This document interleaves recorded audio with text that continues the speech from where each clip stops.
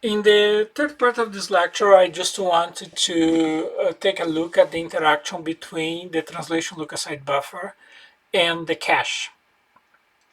The question of how those two structures interact and whether we have the caches working on virtual or on physical address space is a quite involved question, and we treat this in great detail in 429.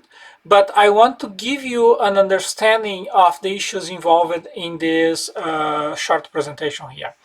So we have a virtual address that the processor is issuing that says where it needs to access memory.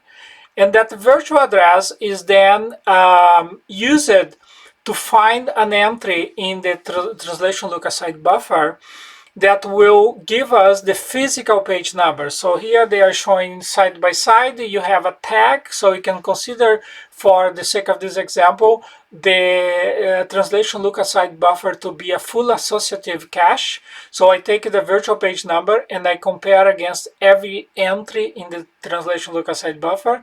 Only one of them could possibly match.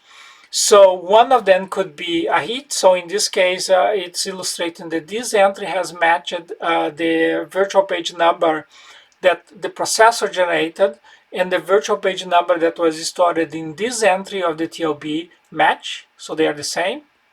If the valid bit is also good, then I can take the physical page number from the TLB and combine with the page offset to access the cache. And now here is this address on the top is the physical address. This is the very same address I just showing how I have cut it in different pieces for the cache. The cache wants to separate the offset from the cache index from the physical address tag.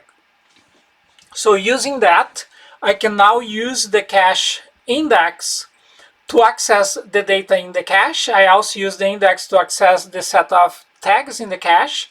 And I will compare now the physical address tag with the address tag that I have in the cache. So in this example, I am accessing the cache with a physical address.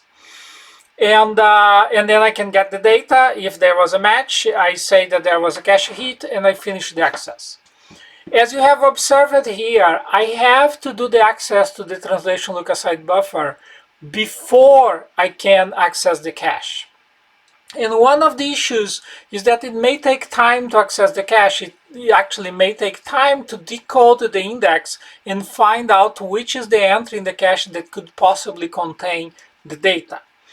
So one of the issues that we have is the question of whether the cache index will use some of the bits that must be translated. So if I could manage to bring this line in line with this one here, so if I was using for cache index only the page offset, then I would not need to do the translation before accessing the cache. There are a couple of things that I can do to do that. I can increase the associativity of the cache. So the higher the associativity of the cache, the smaller the index. So I could reduce the index by increasing the associativity. I could reduce the size of the cache. Smaller caches will have a smaller index. Or I could increase the size of the page. If my page is bigger, my page offset here will be bigger too. And another solution that I can do is I can restrict the mapping of the page from the disk into the memory. So I could say that I have red and blue pages. The red pages only can go to the top of the memory, the top half of the memory. The blue pages only to the bottom. And in this case, I reduce the number of bits that I need to translate. So those are all techniques that can be used to solve this problem. The other thing that I can do, I can access the TLB and the cache, or start the access to the cache at the same time, but of course the need for the translation for some of the indexes here complicates this process. So if the cache tag uses physical addresses, then I need to translate the address before I can start my cache lookup. An alternative would be to use virtual address tags, but there are several complications if I use virtual address tag. Again, we're going to address these complications in 429. And these complications are because of aliasing.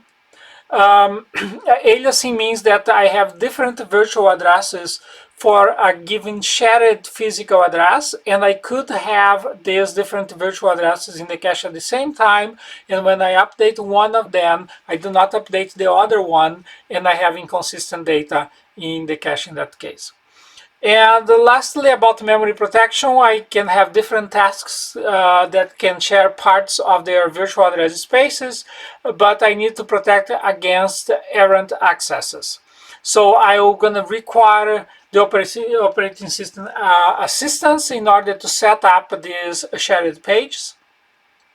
There is hardware support for the operating system protection. We saw in the specification of the page table entry for the RISC-V that I had, for example, the U-bit that allows the operating system to specify that a given page table entry is not accessible by user code, for example. There is also privileged supervisor mode that is called kernel mode, and there are privileged instructions that only can be used by the operating system. The page tables and the other information are only accessible in the supervisor mode. They are not accessible in user mode.